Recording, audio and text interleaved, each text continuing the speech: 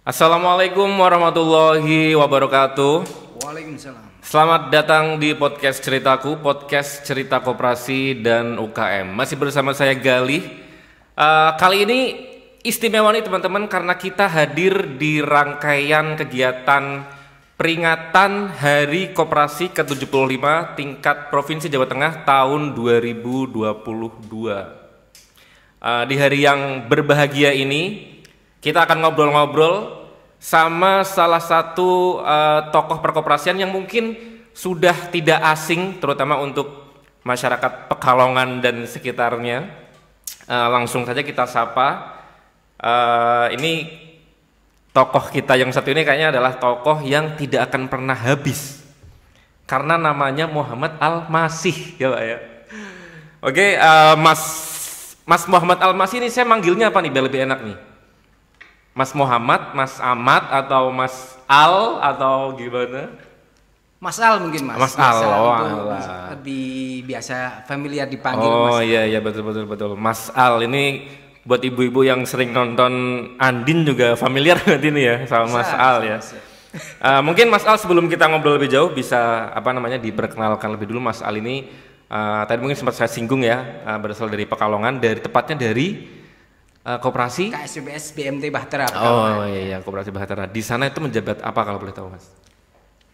Memang kebetulan saat ini di KSBS BMT Bahtera saya secara pribadi di manajerial membawai di General Manager KSBS BMT Bahtera. Kemarin alhamdulillah walaupun ini sebuah amanah besar ya dari segenap pengurus kemarin menyampaikan kepada kami untuk di jabatan saat ini di General Manager KSBS BMT Bahtera. Oke Mas Al, kalau boleh tahu dari berkarir di KSBS BMT Bahtera itu udah dari tahun kapan nih, tahun berapa?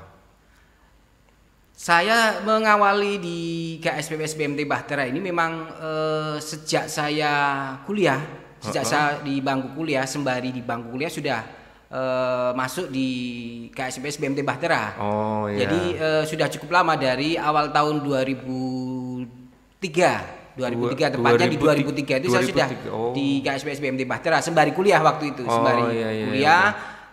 sembari bekerja atau bersama-sama mengelola di KSBS BMT Bahtera. Oh, udah cukup lama berarti ya.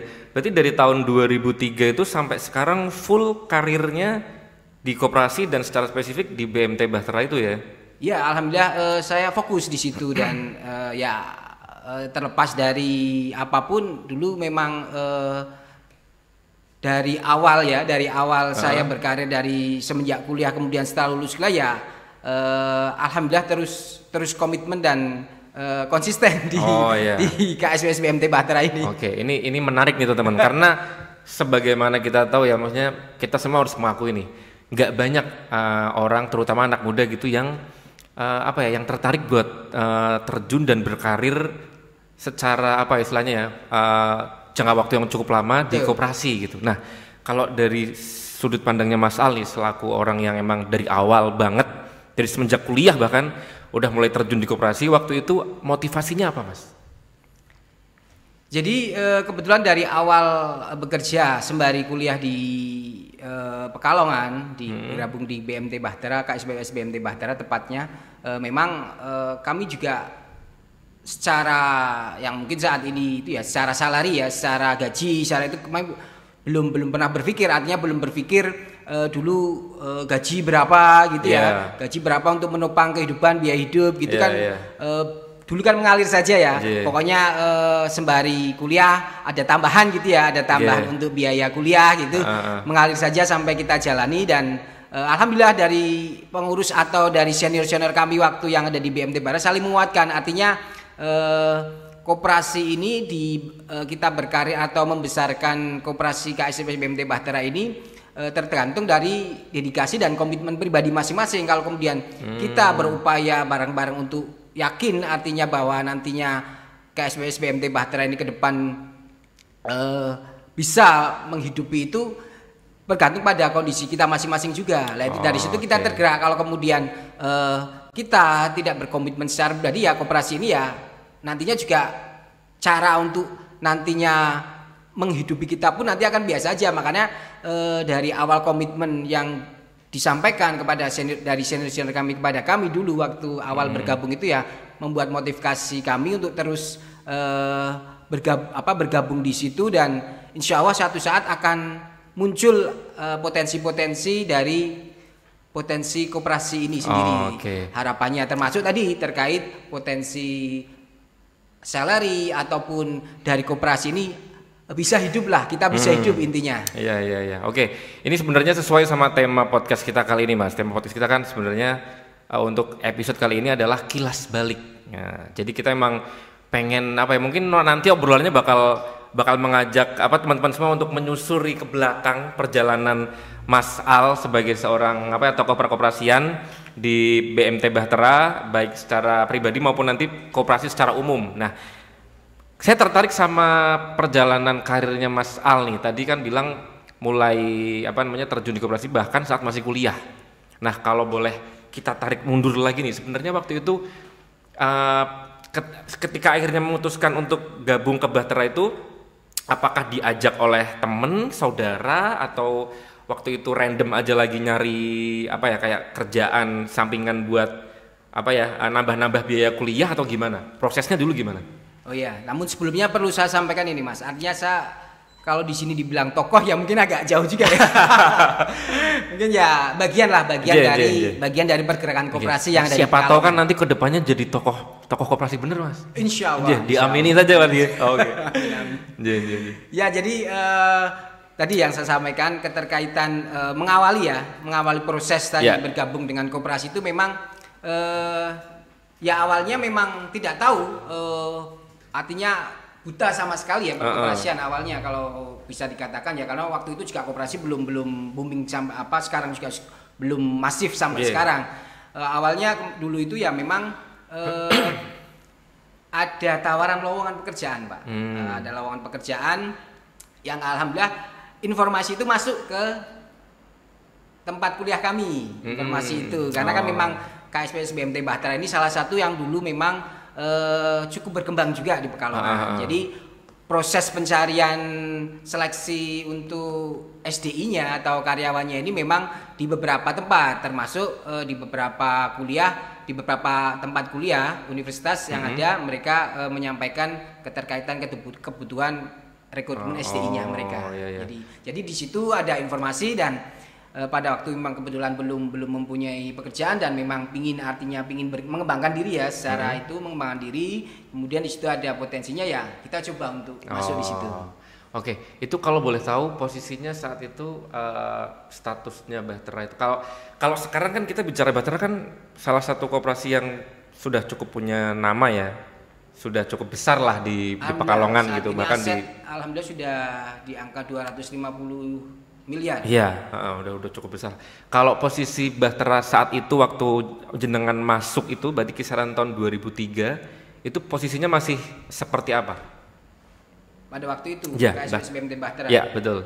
Ya, memang pada waktu itu untuk potensi BMT Bahtera sudah kalau kemudian dikatakan berkembang ya masih berkembang ya pada tataran level yang di koperasi di Pekalongan.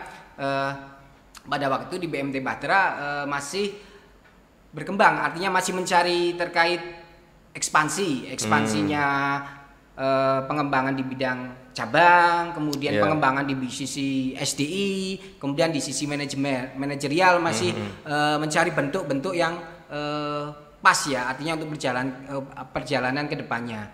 Jadi waktu itu ya masih di tataran ada sekitar 3 cabang kalau tidak salah, masih tiga cabang, masih ada 3 cabang lah. Memang pada potensi saat itu masih memerlukan SDI untuk beberapa pengembangan cabang yang baru. Itu. Waktu itu starting pointnya di posisi apa tuh Mas kalau boleh tahu? Masuk itu sebagai apa gitu? Kalau dulu yang dibutuhkan di rekrutmen SDI-nya memang yang paling banyak dibutuhkan di marketing Mas, di marketing. Namun ada juga yang dibutuhkan di bagian operasional lainnya. Cuma memang kalau kami memang waktu itu diarahkan untuk ke marketing. Oh gitu. Kan di situ ada training juga. Di situ dilihat di situ training, kemudian potensi masing-masing yang direkrutmen kan bisa dilihat di situ potensinya, apakah kemudian di operasional, kemudian di marketing atau di bagian lainnya. Waktu itu kebetulan saya di bagian marketing dan memang yang itu dibutuhkan dulu ada pembukaan salah satu kantor cabang di Warung Asem. Salah satu daerah dari Kabupaten Batang ya, itu waktu itu kami ingat dulu akan buka di kantor cabang Warung Asem. Nah itu dibutuhkan di situ keterkaitan marketing, kemudian juga beberapa operasional lainnya. Oh gitu. Nah itu kan berarti akhirnya Mas Al itu akhirnya singkat cerita kan masuk ke situ 2003 dan ternyata bertahan sampai sekarang. Alhamdulillah sampai sekarang. Nah saya tertarik nih. Kita kan tahu banyak orang yang mungkin dalam tanda kutip memandang remeh koperasi. Kalaupun mereka akhirnya terjun ke situ tuh banyak yang hanya menjadikan koperasi itu sebagai semacam batu loncatan gitu, sambil daripada nganggur lah kerja di situ sambil nyari-nyari peluang di tempat kerja yang lain gitu. Nah kalau Mas Al sendiri ketika akhirnya memutuskan untuk berkarir dari 2003 sampai sekarang itu sebenarnya waktu pertama masuk itu kebayang nggak sih bakal berkarir lama atau gimana gitu? Ya mungkin sama ya, bukan hanya dari saya dulu ya. Kebanyakan memang keterkaitan ketika berkarir di satu tempat kan pasti ada perjalanan yang dilalui di situ. Iya, betul. Disitulah yang nanti artinya apakah dia itu akan tetap memantapkan diri pada suatu perusahaan itu atau memang ada beberapa hal yang buat dia akhirnya pindah gitu, meloncat ke tempat lain, ke pekerjaan lain ataupun itu. Alhamdulillah pada kesempatan dulu saya di Bahtera itu memang saya mencoba belajar banyak dari para senior kami ya yang sudah mengawali di situ, di senior kami, di tokoh-tokoh penggerak atau the Godfather ya, istilahnya the Godfather pendiri dari KSP SBMT Bahtera itu kami banyak belajar di situ dan melihat dari proses yang dilakukan di situ, proses dari operasional sampai dengan proses untuk manajemen Bahtera ini ke depan itu kami melihat itu dan saya secara pribadi melihat bahwa KSP SBMT Bahtera insya Allah suatu saat akan menjadi suatu yang besar nih dalam industri perkoperasian ya, kita sebut industri perkoperasian karena memang sekarang sudah menjadi sebuah industri sendiri ya perkoperasian saat ini ya. Jadi ada potensi bahwa Bahtera ini akan melejit suatu saat karena saya melihatnya dari potensi SDM yang ada di situ. Dari SDM senior kami itu betul-betul terkait karena koperasi ini sebenarnya kan harapan satu-satunya adalah di SDM-nya, resource-nya. Betul. Kan mau tidak mau sebagus apapun sistem yang dibuat kan SDM ya, SDI-nya kan menjadi salah satu potensi penting bagi sebuah koperasi ini. Maka dari itu kami melihat potensi pendidikan dari SDI-nya, kemudian potensi yang diterapkan oleh dulu personalianya ya, personal dulu dari HRD-nya itu untuk pembelajaran para SDM-nya SDI dari Bahtera ini. Alhamdulillah betul-betul ditata, Mas. Ditata kemudian diarahkan dan pelatihan dari pihak eksternal, kemudian beberapa motivator, kemudian beberapa hal itu seringkali dilaksanakan di situ.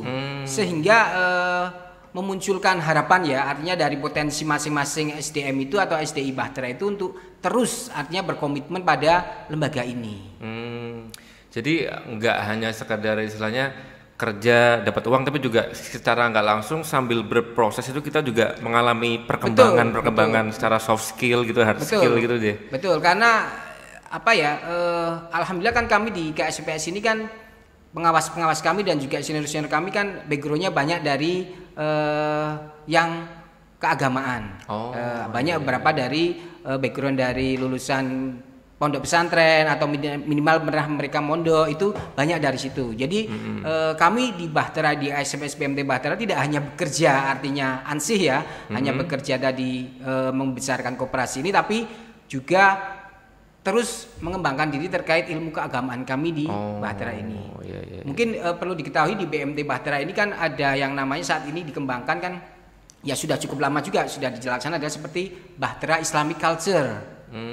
Bahwa di situ setiap pagi sebelum bekerja kita ada beberapa rangkaian kegiatan untuk pengembangan SDI. Ada kultum harian gantian untuk seluruh SDI, kemudian ada juga hataman Al-Qur'an, kemudian juga kajian-kajian Islami. Kita mendatangkan dari eksternal pemateri dari luar, dan juga pengawas syariah kami yang memang notabene para akademisi dari universitas atau Institut Agama Islam di Pekalongan sendiri. Jadi memang hiroh kami akhirnya di situ kan ngapain sih mencari lembaga atau berkarir di tempat lain yang belum tentu juga mendapatkan masukan atau input untuk pengembangan diri secara agama ya. Betul.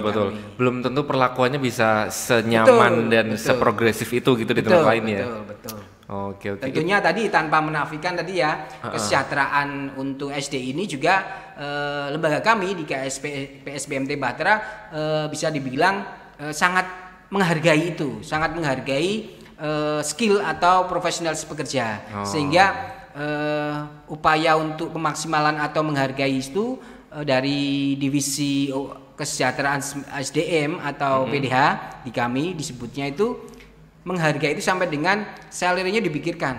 Kita ada tunjangan-tunjangan semuanya disampaikan di situ ada. Ada tunjangan kesehatan, tunjangan lain-lain itu dipikirkan di situ sampai dengan bantuan-bantuan untuk kesejahteraan untuk karyawan yang lainnya itu dirincikan di situ, dan harapannya teman-teman dari SDI Bahtera itu tidak tengok kanan tengok kiri lagi. Ini loh kita sudah tatakan semua. Betul. Kalau melihatnya acuan UMR atau UMK kita sudah di atas itu. Di atas itu. Kemudian untuk tataran kemudian dana pensiun atau dana itu kita sudah pikirkan itu juga. Jadi betul-betul di KSPS BMT Bahtera ini SDM betul-betul difikirkan untuk kesejahteraannya. Jadi teman-teman tidak usah tengok kanan tengok kiri lagi. Udah fokus aja sama kerjaannya gitu ya. Kesejahteraannya dipikirkan betul sama itu yang juga membuat kami untuk akhirnya kan tetap loyal dan berkomitmen untuk membesarkan dan mengembangkan KSPS BMT Bahtera ini. Oke. Waktu itu yang satu angkatan sama Mas Al ini ada berapa orang tuh Mas? Ya mungkin dari kampusnya Mas Al atau dari kampus-kampus pendaftar-pendaftar yang lain gitu? Kalau saya dulu ada, waktu zaman saya itu ada 2 orang. 2 orang, dan alhamdulillah saat masih ada. Masih semua? Masih ada. Iya. Oke, kita geser sedikit ke koperasi secara umum nih Mas. Mas Al kan berarti udah secara aktif berkecimpung di dunia koperasi kan dari 2003 itu. Berproses bareng sama Bahtera itu. Nah, kalau Mas Al ngelihat perkembangan koperasi sekarang gitu dibandingkan sama dulu waktu Mas Al pertama kali terjun gitu, yang Mas Al rasakan ada nggak sih perbedaan-perbedaan yang kayaknya dulu kayak gini nih, sekarang udah berkembang kayak gini. Kira-kira perkembangan apa saja yang terjadi cukup signifikan di bidang koperasi gitu? Perkembangan koperasi saat ini memang cukup pesat ya, Artinya dari dulu tataran kami dulu waktu belum tahu koperasi itu ya. Koperasi hanya koperasi ada KUD dulu ya, kayak KUD aja. Kemudian koperasi-koperasi kecil kayak koperasi di sekolahan itu ya. Kemudian yang agak besar mungkin koperasi-koperasi sektor untuk simpan pinjam ya. Ya itulah yang dulu memang yang kami lihat memang masih tataran untuk dari segi operasional kan banyak yang secara konvensional ya. Konvensional artinya produk yang dipromosikan, kemudian cara-cara untuk mempromosikan produk di situ. Dengan saat ini memang jauh berbeda. Apalagi sekarang sudah ada beberapa potensi-potensi pengembangan ya, medianya juga sudah cukup banyak. Memang di manajemennya juga. Dulu kan manajemen koperasi kayaknya ditata masih ya bahasanya kalau SDM-nya itu ya apa adanya ya dulu ya. SDM-nya yaitu rekrutmen tidak secara profesional SDM-nya. Artinya dari orang per orang bisa bawa teman atau apa. Sekarang kan beda secara profesional, bagian mana butuh apa ya secara profesional, tingkat seleksinya juga yang ditetapkan di bagian itu. Kalau dulu kan manajemennya ya masih itu gitu loh. Kalau kemudian akhirnya koperasi itu mau besar kan juga karena memang SDM-nya tadi tidak ditata secara baik, secara dengan kelembagaannya juga sistematis, itu kan akhirnya untuk berkembang cukup sulit gitu. Jadi di tingkat itu, di manajemennya, kemudian di tingkat produk juga sekarang sudah banyak berkembang ya. Sekarang ini dibutuh produk-produk perkoperasian ini kan memang dibuat untuk sejalan dengan perkembangan kebutuhan masyarakat. Atau anggota secara umum dan masyarakat secara luas, sehingga produk-produk sekarang sudah jauh lebih familiar atau lebih banyak orang mengenal itu produk-produk dari perkoperasian. Tidak lagi itu produknya bank atau apa, kalau yang di mungkin di sektor usaha koperasi pembiayaan atau koperasi pinjam, sehingga antara batasan-batasan tadi produk, kemudian manajemen SDM, kemudian di tataran juga mungkin edukasinya sekarang ini memang sudah berkembang cukup besar atau cukup pesat. Walaupun sih beberapa terkait dengan regulasi pemerintah yang ada ini, beberapa memang akhirnya ada beberapa koperasi juga yang tidak bisa menyesuaikan diri dan artinya tidak berkembang, dan malah mungkin banyak juga yang sampai saat ini juga tidak bisa meneruskan dari operasional mereka. Jadi SDM tadi kadang walaupun sampai sekarang pun mungkin SDI dari koperasi ini kadang masih dipandang sebelah mata, Mas. Betul. Jadi kadang kalau bicaranya candaan atau guyonan dari orang-orang, mungkin teman-teman di perbankan itu ya, kalau kemudian terkait SDM itu ya itu derita lo, SDM koperasi itu segitu katanya. Untuk menyamakan perbandingan SDM dari perbankan atau itu biasanya karena bicaranya profesional, artinya mereka agak sindir-sindiran atau guyon, ya itu derita lo lah dapatnya SDM seperti itu. Karena tadi kebanyakan dari yang mau berkarir di koperasi ini kan ya memang melihatnya koperasi ini seperti itu. Betul. Kayak orang mungkin nyari kerja itu top of mind-nya bukan koperasi gitu. Betul. Yang keren kan kayak di bank, di BUMN gitu-gitu lah ya. Kalau dari sisi BMT Bahtera sendiri, perjalanan dari Mas Al masuk sampai sekarang itu ada nggak kayak inovasi-inovasi yang mungkin saya tertarik sama tadi Mas Al jelasin soal produk itu. Produk-produk yang mungkin dulu waktu Mas Al masuk tahun 2003 itu mungkin belum begitu banyak yang disesuaikan sama kebutuhan masyarakat di sekitar. Inovasi-inovasi yang dilakukan BMT Bahtera yang Mas Al rasakan dari saat masuk terus jalan sampai sekarang, itu apa yang menurut Mas Al tuh ini keren banget sih gitu, ada nggak produk atau inovasi gitu? Ya. Alhamdulillah tahun 2017 KSPPS BMT Bahtera itu memulai dengan membuat satu launching produk yang menggabungkan dengan teknologi yang saat ini juga berkembang, yaitu digitalisasi. Tahun 2017 BMT Bahtera melaunching namanya Bahtera Digital. Nah ini yang belum banyak ya, artinya belum banyak, walaupun saat ini sudah banyak yang masif yang sudah berkembang ke arah sana ya. Dulu kita bekerja sama dengan vendor kami terkait di pengembangan IT ya, pengembangan teknologi informasi, mengembangkan atau meluncing sebuah produk digital Bahtera ini yang di situ mencakup beberapa pengembangan produk yang bisa dinikmati anggota kami oleh juga masyarakat pada umumnya dengan layanan-layanan yang berbasis IT, berbasis teknologi informasi di situ. Dulu pernah juga waktu itu juga dari Kanwil dipanggil juga waktu itu, mendapat undangan juga untuk launching produk kami itu. Saat itu bertepatan dengan RAT kami, RAT tahun 2017 itu kami juga melaunching produk skema produk yang dinamakan dengan Bahtera Digital. Di situ kita punya layanan keuangan sekolah LKS. Di situ kita tawarkan kepada anggota kami untuk terkait pelaporan keuangan sekolah, layanan di situ bisa kita tawarkan di situ. Kemudian ada Bahtera Corner di situ. Bahtera Corner itu mungkin yang saat ini mungkin lebih familiar kepada kayaknya corner atau pojok corner, atau mungkin kalau boleh menyampaikan sih ada kayak di Briling itu ya.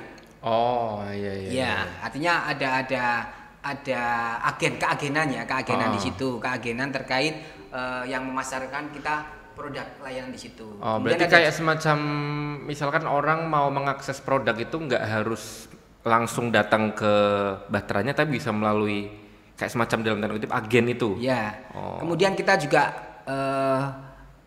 membuat sistem layanan kami itu di Bahtera Mobile. Jadi di layanan kami, kalau jenengan bisa lihat itu ada yang namanya Bahtera Mobile di situ. Oh, bisa kayak di-download di App Store, Play Store gitu. Ada. Bahtera Mobile, di situ ada layanan termasuk layanan beli pulsa, kemudian layanan pembayaran BPJS, pembayaran listrik, kemudian juga pembayaran PDAM, dan juga untuk top up saldo untuk e-money gitu ya. Itu juga ada di situ. Jadi kemudian termasuk tadi layanan terkait untuk melihat transaksi secara real time. Di situ bisa dilihat di situ secara saldonya. Itu khusus untuk anggota Bahtera aja apa bisa diakses umum gitu, Mas? Kalau itu khusus anggota Bahtera yang sudah bergabung dengan kita. Oh gitu. Yang sudah bergabung dengan kita menjadi anggota, kemudian ada layanan fasilitas tambahan itu Bahtera Mobile. Berarti aplikasinya mungkin bisa di-download umum, tapi aktivasinya harus jadi anggota harus gitu dari ya? Harus dari kami. Karena kan itu hanya layanan yang kami sampaikan berikan untuk kemudahan akses bagi anggota-anggota kami. Sehingga itu juga memudahkan untuk anggota-anggota kami untuk secara real time bisa melihat langsung proses transaksi yang mereka lakukan, ngecek saldo, kemudian juga transfer atau kirim uang ke antar sesama anggota kami juga ke bank, dan juga menerima transfer dari bank ke kami juga. Oh iya, itu bagus sih Mas kayak gitu. Jadi kayak koperasi kayak mampu beradaptasi sama kebutuhan masyarakat saat ini gitu ya. Betul. Kisaran tahun segituan kan emang penggunaan smartphone kan udah mulai meledak gitu ya. Bahkan anak-anak kecil, katakanlah mungkin kaum masyarakat menengah ke bawah juga semuanya pegang smartphone gitu. Betul. Akses ke internet, ke sosmed itu kan kencang banget gitu ya. Betul. Emang ya di situ udah mulai rame, koperasi juga harus hadir di situ gitu.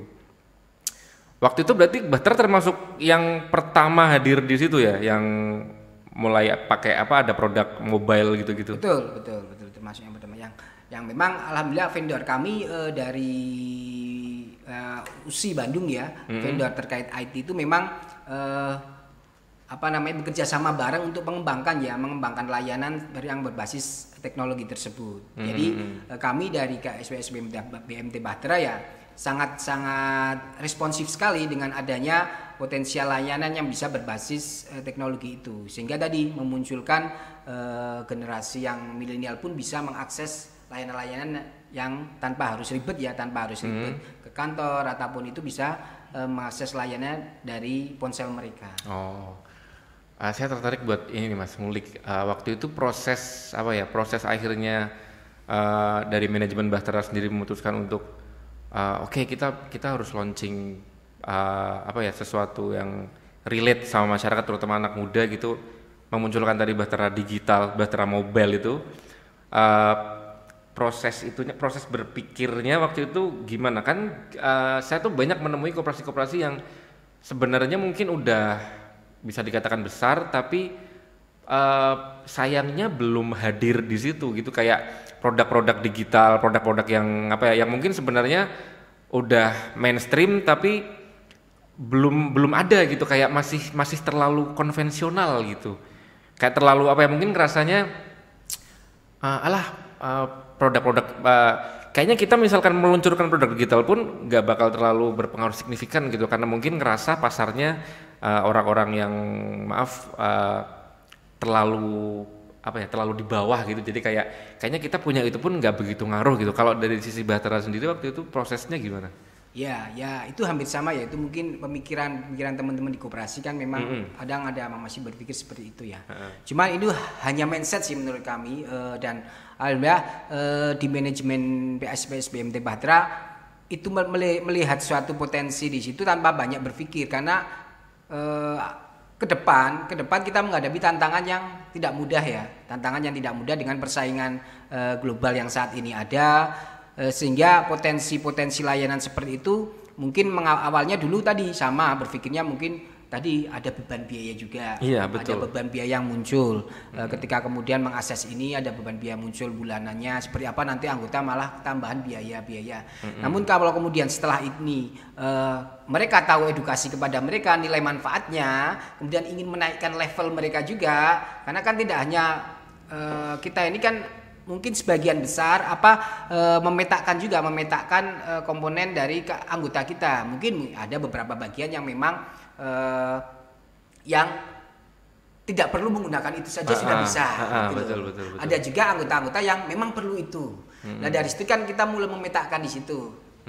Anggota kita ini kalau kemudian ada potensi tadi, ada sistematika seperti itu seperti apa. Jadi sama mungkin pertimbangan-pertimbangan itu muncul juga. Namun demikian mau tidak mau dan itu harus akan menjadi suatu keniscayaan kalau kita bilang. Harus ini keniscayaan yang harus koperasi itu ambil. Betul. Kalau tidak, peluang-peluang itu muncul akan semakin tersisih. Akan semakin tertinggal, Pak ya. Ya, betul. Saya sepakat sih karena mungkin iya di titik saat ini koperasi tertentu merasa belum butuh untuk istilahnya go digital gitu untuk bikin produk mobile dan sejenisnya karena ngerasa wah anggotaku kayaknya nggak terlalu butuh yang gitu-gitu. Tapi mau sampai kapan? Maksudnya di luar sana kan dunianya kan jalan terus gitu ya. Betul. Kalau kita nggak secara bertahap ngikutin, ya bakal ketinggalan semakin jauh gitu. Dan setelah jalan pun, alhamdulillah anggota enjoy. Yang dulu kita pikirkan nanti terkena beban biaya per bulan segini gimana. Enjoy anggota kita dengan beberapa pemahaman, kemanfaatan, tingkat kemanfaatan sistem itu, layanan itu. Alhamdulillah mereka enjoy itu dan tidak ada kekhawatiran yang dulu pernah kita khawatirkan itu gitu loh. Ternyata hanya di mindset saja. Betul. Sudah kita jalankan betul. insya Allah mereka juga akan sejalan ya berbanding dengan pemanfaatan media tersebut. Betul. Kadang tuh orang takut berinovasi karena terlalu mengkhawatirkan sesuatu yang sebenarnya cuma di kepala mereka sendiri ya Mas ya. Jangan-jangan ini, jangan-jangan itu. Padahal setelah dijalani ya enggak gitu, enggak terjadi gitu. Ya mungkin memang ada beberapa potensi yang di situ yang tadi sebagian kecil anggota kita yang memang tidak memanfaatkan itu.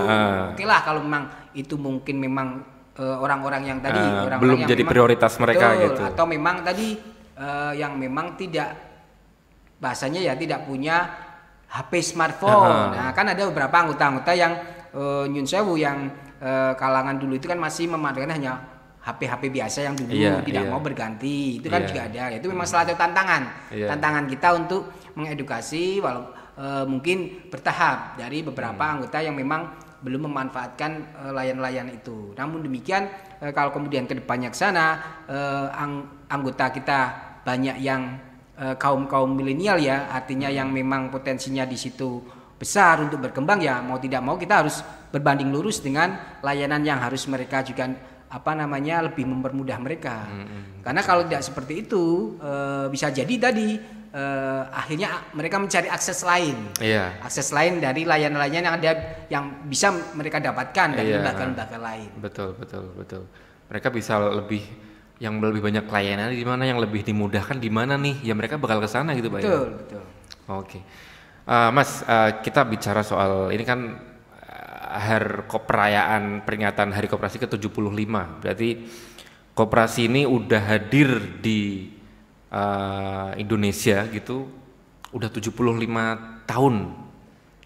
75 tahun gitu. Itu usia yang yang tidak sebentar lah ya, udah perjalanannya udah panjang gitu. Menurut Mas Al, di tengah isu dan asumsi masyarakat yang masih menganggap koperasi itu nggak jadi sesuatu yang mewah, yang keren, yang menjanjikan. Tapi kan sebenarnya kalau kita melihat ke belakang dulu, koperasi itu kan bahkan dianggap oleh Pak Hatta itu kan sebagai kayak soko guru perekonomian masyarakat, itu sebuah konsep yang harusnya jika diterapkan secara secara baik dan tepat bakal jadi sebuah konsep yang bisa mensejahterakan kita semua gitu. Nah, tapi perjalanannya kan konsep yang ditawarkan koperasi itu seringkali kayak dianggap remeh gitu sama masyarakat kita gitu. menurut Mas Al, kedepannya koperasi itu bakal apa ya? Bakal kayak gimana gitu? Kayak ini kan mungkin usia 75 udah bertahan cukup lama nih. Tapi banyak masyarakat yang masih menganggap koperasi itu kayak, alah, nggak penting atau nggak menganggap koperasi itu sebagai sesuatu yang bagus gitu. Menurut Mas Al, kedepannya koperasi itu harus gimana? Ya,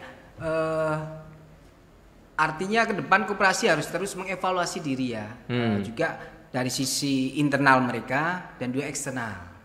Internal apa? Evaluasi terkait pengembangan diri SDM, penataan profesionalitas SDM itu penting karena ruhnya sebuah koperasi itu untuk kemajuan ke depan adalah SDM tersebut. Jadi pengembangan diri SDM, kemudian edukasi kepada anggota itu penting. Itu sehingga nanti memantapkan tadi azas-azas prinsip-prinsip koperasi ini juga tidak lepas gitu loh. Jadi tantangannya adalah ke depan bagaimana koperasi ini bisa terus berjalan di era ke depan dengan tetap mobile dengan menyeimbangkan dengan tataran persaingan global yang ada, namun prinsip-prinsip koperasi ini tetap harus ada gitu loh. Yang itu tantangannya. Ya tadi yang pertama tadi evaluasi internal terkait manajemen, pengelolaan SDM, kesejahteraan SDM, sehingga profesionalitas SDM itu muncul. Kemudian produk juga penting, produk untuk layanan ini, karena kan layanan ya kita ya trust masyarakat untuk terus bergabung dengan kita itu memunculkan itu penting. Untuk trust masyarakat itu dengan koperasi itu penting, karena tantangannya juga banyak, beberapa koperasi yang mengalami kemunduran atau gulung tikar ya, sehingga banyak yang tadi koperasi mindsetnya akhirnya kadang melemahkan koperasi gitu loh. Yang kemudian koperasi bermasalah apa yang terjadi yang kemudian itu menjadi viral dan menjadi bahan perbincangan publik yang akhirnya itu melemahkan koperasi. Padahal potensi-potensi itu kan hanya sebagian kecil ya yang muncul.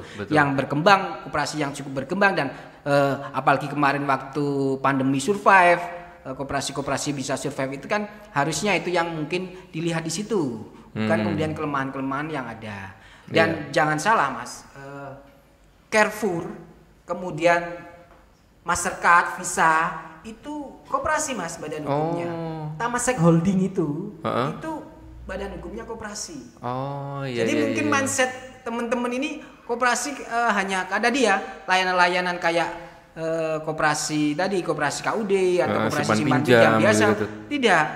Jadi korporasi perusahaan besar di Amerika pun mereka cara pengelolaannya dan cara prinsip-prinsip itunya sudah menggunakan prinsip-prinsip koperasi. Jadi jangan salah, koperasi ini juga disador oleh beberapa perusahaan besar di Amerika ataupun di Eropa sana dan memang memakai cara-cara koperasi. Dan banyak kan juga akhirnya juga memunculkan bahwa itu adalah sebuah koperasi akhirnya. Kayak tadi saya sampaikan, Carrefour, Mastercard, Visa, Temasek Holding itu koperasi. Mungkin emang kalau kita bicara masyarakat Indonesia atau mungkin Jawa Tengah pada khususnya yang mungkin banyak ngerasa koperasi itu dalam tanda kutip jelek segala macam, mungkin karena ketutup sama oknum-oknum yang gitu Mas ya, yang mungkin istilahnya mengaku koperasi tapi mungkin prakteknya bukan. Jadi kayak akhirnya konsep koperasi yang sebenarnya bagus itu ketutup sama itu kejadian-kejadian yang nggak diinginkan itu gitu ya. Betul. Jadi beberapa yang tadi istilahnya oknum ya, artinya yang membuat satu koperasi ini kemudian tidak menerapkan cara-cara yang benar terkait perkoperasian sesuai aturan main perundang-undangan yang ada. Koperasi hanya dibuat sebagai tadi simbolis badan hukum saja. Namun dari segi pelayanan mereka tadi pelayanan yang memang tidak berasaskan pada kekeluargaan, gotong royong, kemudian tidak ada share di bagi hasil di keanggotaannya secara baik, secara adil sesuai dengan sesuai dengan prinsip-prinsip keanggotaannya, kemudian antara simpanan pokok, simpanan wajib dan kewajiban-kewajiban lainnya mereka juga tidak arahkan itu. Karena memang mungkin dari awalnya sudah akan berpikir bahwa koperasi ini hanya sebagai sebuah simbolis saja dan memang hanya untuk akan digunakan media bisnis pribadi. Ini yang sering terjadi di situ. Yang memang akhirnya ketika kemudian itu terjadi risiko usaha tersebut, akhirnya terjadilah yang namanya tadi koperasi yang kemudian kolab, yang sebenarnya ketika ditilik lebih dalam ternyata azas-azas prinsip-prinsip kekoperasian mereka tidak jalankan di situ. Rapat anggota tahunan yang menjadi menjadi laporan pertanggungjawaban terbesar ya pengurus kepada anggota ini juga tidak mereka lakukan, hanya simbolis saja, hanya kemudian mungkin tadi beberapa anggota atau mungkin kemudian akhirnya tidak memunculkan itu sebagai sebuah memang perkoperasian yang baik dan benar secara prinsip-prinsip perkoperasian dan aturan perundang-undangan yang berlaku. Karena memang koperasi ini juga regulasinya juga berkembang juga, Mas. Regulasi peraturannya juga berkembang juga. Dan ini yang juga nanti harapannya ke depan juga regulasi itu bisa mendorong atau memaksimalkan potensi perkoperasian yang ada, bukan malah melemahkan. Oke.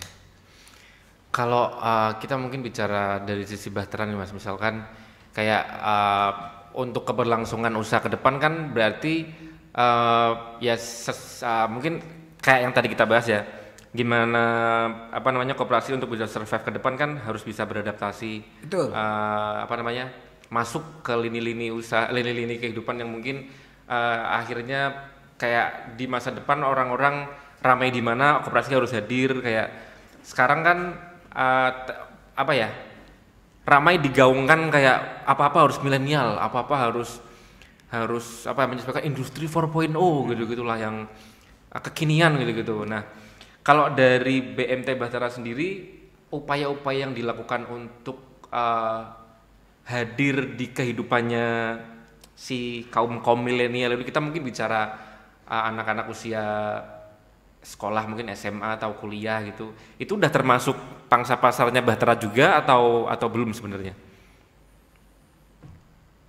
Untuk potensi kedepannya terkait industri tadi ya, industri sudah berkembang dengan industri 4.0 itu ya sudah berkembang, itu memang potensi-potensi perkoperasian ya harapannya juga menyeimbangkan atau berjalan lurus dengan potensi teknologi tersebut. Lah BMT Bahtera sendiri memandang perlu untuk seperti itu, untuk terkait dengan potensi arus perubahan globalisasi itu. Kemudian terkait pangsa pasar, saat ini BMT Bahtera tadi dengan layanan keuangan sekolah tadi, itu pangsa pasar kami memang kaum milenial yang masih bersekolah itu kan juga pangsa pasar kita itu, dengan layanan keuangan sekolah. Di situ kan para siswa, nanti para orang tua juga bisa mengakses saldo tabungan. Di situ kan sekolah-sekolah yang sudah bermitra dengan kami, anggota tentunya, sekolah-sekolah anggota yang sudah bermitra dengan kami itu kan kami berikan yang namanya LKS, layanan keuangan sekolah. Di situ bisa mereka gunakan untuk mendidik murid-murid mereka, siswa-siswa mereka untuk lebih familiar terkait menabung, kemudian tadi layanan dengan tadi keuangan sekolah itu mereka nanti bisa menabung di situ, kemudian bisa juga bertransaksi secara digital tadi.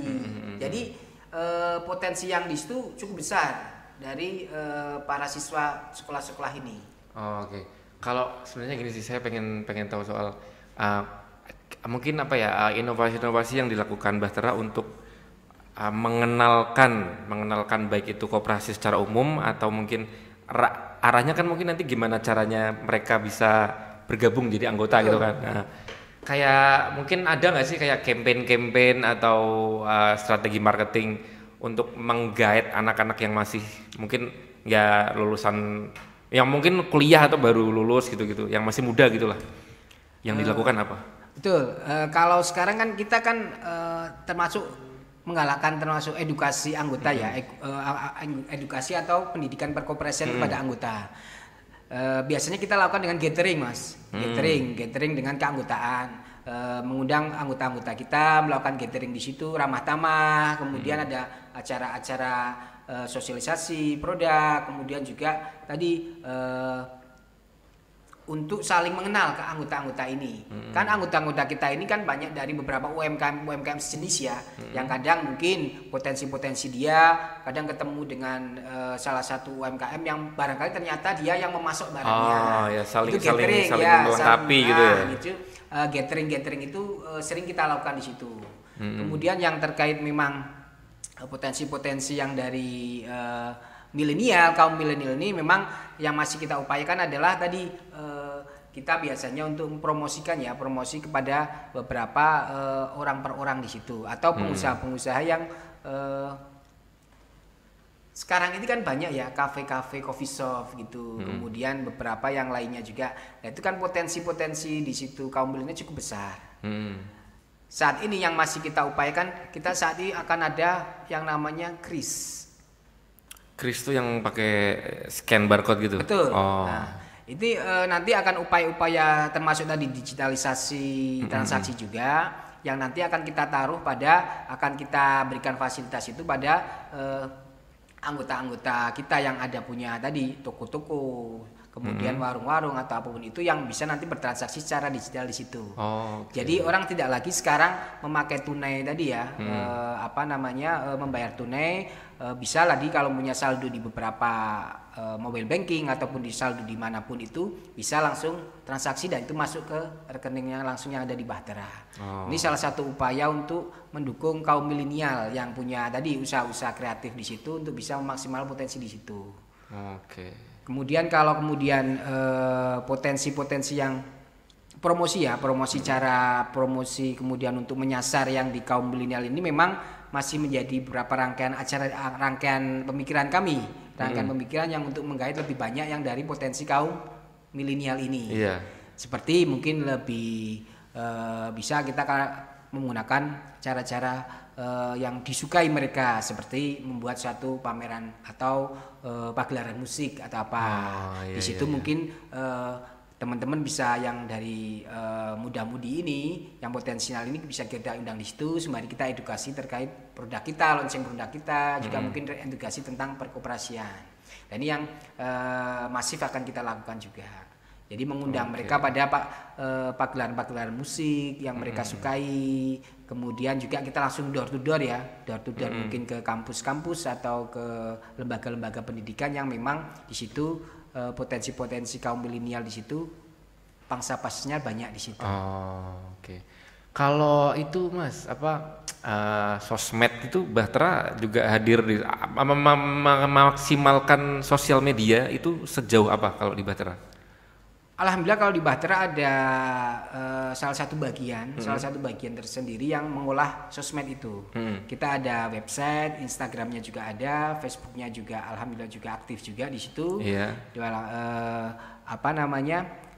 Twitternya juga ada di situ untuk memang terkait potensi yang ada di medsos ini. Ya, kaum milenial juga seperti kita ketahui lah saat ini kan mungkin medsos menjadi salah satu upaya kita untuk terus berupaya mencari potensi pasar yang ada di situ. Betul. Jadi event launching produk, kemudian suatu momen momen yang Bahtera lakukan di situ langsung kita up di sosmed kita. Jadi mereka juga paham terkait potensi yang ada di apa sih. Sedikit banyak kan kadang melihat ya di situ ya, YouTube kita, kemudian Bahtera Islamic Culture kita setiap pagi itu, atau kemudian yang ada beberapa momen penting terkait kajian Islami juga kita juga up di YouTube kami, sehingga juga mereka kan akhirnya tahu ya, dari Bahtera ini semisal kajian apa itu mereka juga lebih familiar di situ. Jadi mungkin kan sedikit-sedikit walaupun tidak langsung mengenalkan ini loh kami Koperasi Bahtera. Mereka kan mungkin melihat dulu ya apa sih ini ya YouTube-nya isinya konten-kontennya. Itu yang memang yang saat ini kami upayakan adalah produksi konten. Betul. Itu penting juga Mas. Produksi konten ini yang nantinya akan lebih banyak di situ memaksimalkan potensi kaum milenial melihat itu. Betul. Salah satu medsos itu. Mainnya kan sekarang udah nggak lagi hard selling yang ayo nabung di Bahtera, Betul, ayo betul. apa Bahtera. Tapi kan lebih kayak ngasih konten apa tapi halus, nanti di belakang muncul logo Bahtera gitu. Betul. Jadi kayak Bahtera tuh apa sih? Nanti mereka cari sendiri akhirnya. Betul. Dan kita pun karena memang pengelolanya juga banyak yang milenial juga ada jingle-jingle kita juga buat juga jingle kayak lagu itu kan yang kita buat jingle Bahtera itu. Kemudian video profil, kembali profil kita kan juga ada di video itu juga yang kita share juga di website kita, di YouTube kita, sehingga memaksimalkan untuk edukasi ke mereka. Konten-konten ya memang tidak mudah memang membuat konten-konten itu yang menarik ya. Betul. Dan memang perlu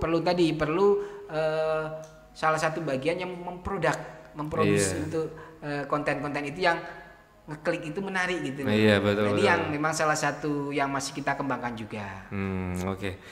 Kalau bicara soal ini Mas, tema Hardcop ke-75 kita itu kan koperasi asik tanpa gimmick. Betul. Temanya kan itu ya, koperasi asik tanpa gimmick. Kalau Mas Al melihat tema itu seperti apa? Mungkin interpretasinya gimana gitu? Ya menarik memang konten tema Hardcop yang saat ini ya, koperasi asik tanpa gimmick. Itu ya. Ya intinya itu mungkin bahwa koperasi saat ini kan memang dituntut untuk secara transparansi bergerak ya. Betul. Bergerak dan kemudian koperasi ini harus sesuai dengan aturan main yang ada. Kalau saya melihat dari tanpa gimmick tadi, betul. Berarti kan tadi yang sudah kita bicarakan tadi juga, artinya jangan sampai koperasi ini juga membuat suatu koperasi namun tidak mengambil esensi atau prinsip-prinsip perkoperasian yang benar, sesuai aturan main koperasi, sehingga koperasi ini sebuah perkoperasian dalam tanda kutip koperasi tadi yang tidak bergerak sesuai dengan aturan main yang ada, yang dibuat hanya sebagai status, kemudian pelaksanaan operasional ke sana jauh dari nilai-nilai perkoperasian yang ada. Ya, ini memang tantangan ke depan untuk koperasi ini lebih ke arah sana. Jadi dalam hal ini tadi arahan bimbingan dinas terkait ya, Kementerian Koperasi ini penting untuk nanti selalu mensosialisasikan dan memilih antara koperasi-koperasi yang tadi yang memang mungkin dalam tanda kutip tidak berjalan ke arah sesuai dengan aturan main koperasi yang ada ini, harus segera ditertibkan bahasanya, ditertibkan agar nantinya tidak tadi beberapa oknum perkoperasian yang memang tidak sesuai dengan aturan main perkoperasian akhirnya memberikan dampak buruk terhadap mindset koperasi-koperasi yang saat ini sudah mulai menata dirinya, sudah beradaptasi dengan teknologi yang ada, sampai dengan tadi potensi-potensi dengan digitalisasi layanan sampai di situ. Jangan sampai nanti itu potensi perkoperasian yang sudah akan masuk akan artinya bangkit dan mulai beradaptasi dengan potensi global ini. Jadi masih ada mindset terkait koperasi yang tadi berdasarkan kepura-puraan belaka.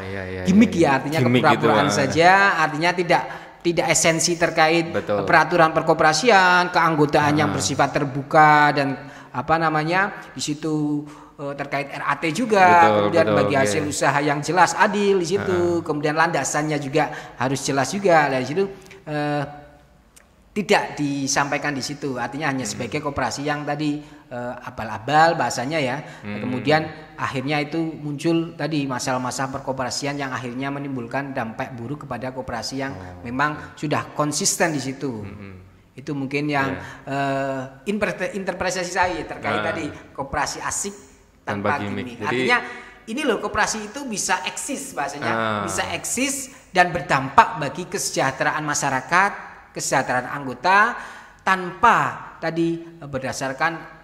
hal-hal yang harus mereka lakukan untuk upaya-upaya di luar perkoperasian aturan mainnya, tanpa hal-hal negatif yang menjadi landasan mereka yang akhirnya itu malah menimbulkan efek yang tidak baik bagi perkoperasian secara betul. Jadi kayak inovasi perkembangan itu ya kita harus adaptasi, tetap harus wajib, tapi kemurnian koperasinya juga harus tetap dijaga gitu. Betul, ya? Karena disadari atau tidak itulah yang nantinya akan membedakan antara koperasi yang saat ini bisa eksis, berkembang, dan yang hanya tadi mengandalkan koperasi sebagai sebuah landasan usaha saja, yang artinya ternyata keanggotaan mereka juga fiktif, sebagai baju aja Pak ya, keanggotaan mereka fiktif saja, kemudian operasional yang dilakukan juga jauh dari jauh dari nilai-nilai perkoperasian. Kemudian juga manajerialnya juga ternyata bukan manajemen yang bagus, artinya manajemen yang memang tidak profesional, artinya hanya sedikit orang yang memang ya nanti perlu ke depan kita tadi koperasi ini bisa asik, bahasanya bisa asik, jadi bisa berkarya lah, bisa membuat potensi kontribusi SDM atau kontribusi dari penyerapan tenaga kerja juga, kemudian kontribusi kepada PDB juga, peningkatan pendapatan per kapita suatu daerah itu situ juga. Nah ini yang nanti itu yang perlu ke depan terus menjadi bimbingan atau arahan dari Kementerian Koperasi untuk itu tetap berjalan dari prinsip-prinsip koperasi yang ada. Oke, terakhir nih Mas Al. Saya pengen Mas Al ngasih semacam pesan gitulah. Jadi kayak siapa tahu di luar sana kan ini kan istilahnya kayak hari rayanya koperasi nih. Hari raya koperasi, tapi mungkin masih ada beberapa teman-teman kita di luar sana yang mungkin masih mengalami masa-masa sulit, mungkin efek dari pandemi kemarin, masih mengalami masa sulit.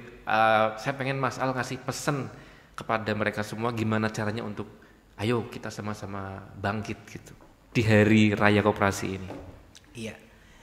Yang pertama sharing saja ya, ini sharing, artinya sharing beberapa yang potensi arti tadi yang sampaikan, bahwasanya hubungan atau kemitraan antara koperasi ini sebuah keniscayaan yang pertama. Jadi koperasi itu juga harus punya hubungan dengan koperasi lain. Asosiasi maksud kami. Setiap daerah kan punya asosiasi perkoperasi atau ada asosiasi koperasi yang juga sudah ada juga. Itu harapannya dengan bergandengan tangan itu saling menguatkan di situ. Jadi teman-teman yang belum koperasi-koperasi yang belum bergabung dalam asosiasi perkoperasian, harapannya bisa bergabung di situ. Karena tadi secara hukum kaidahnya kalau kemudian dia sendirian kan lebih resikonya resikonya kan lebih tinggi. Kalau kemudian di asosiasi masuk ke dalam asosiasi perkoperasian, di situ bisa nanti ada permasalahan yang bisa permasalahan dirembuk gitu solusinya seperti apa, seperti masalah likuiditas biasanya. Ini koperasi yang kadang kala permasalahan jadi likuiditas. Ketika kemudian produk mereka akan membayarkan kewajiban mereka kembali kepada penabung-penabung yang biasanya ada simpanan-simpanan produk-produk simpanan koperasi itu yang musiman itu. Nah ini ketika kemudian mereka gabung dengan asosiasi, kemudian ada keterkaitan dengan resiko likuiditas, bisa dirembuk di situ. Asosiasi biasanya dengan bisa memediasi dengan lembaga-lembaga penyedia likuiditas yang lain eksternal, bisa dengan perbankan, bisa kemana lembaga penyedia likuiditas pemerintah. Jadi harapannya tidak ada lagi tahun-tahun yang ke depan kita dengar koperasi tutup, koperasi gulung tikar karena tidak bisa menyediakan likuiditas karena pengembalian simpanan anggota. Harapannya tidak kita dengar lagi ke depan itu. Sehingga harapannya kemandirian yang pertama, yang kedua tadi kemandirian juga, kemandirian dalam profesionalitas kinerja dan manajerialnya. Jadi penataan aset dan operasional mereka juga harus profesional ke depannya. Jangan lagi artinya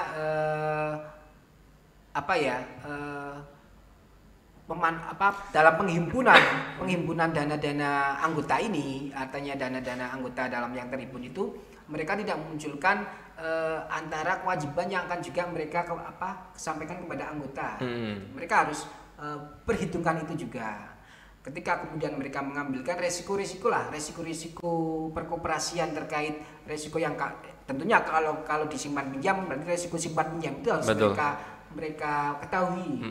Jadi sedini mungkin bisa tahu ketika kemudian risiko itu muncul solusinya seperti apa.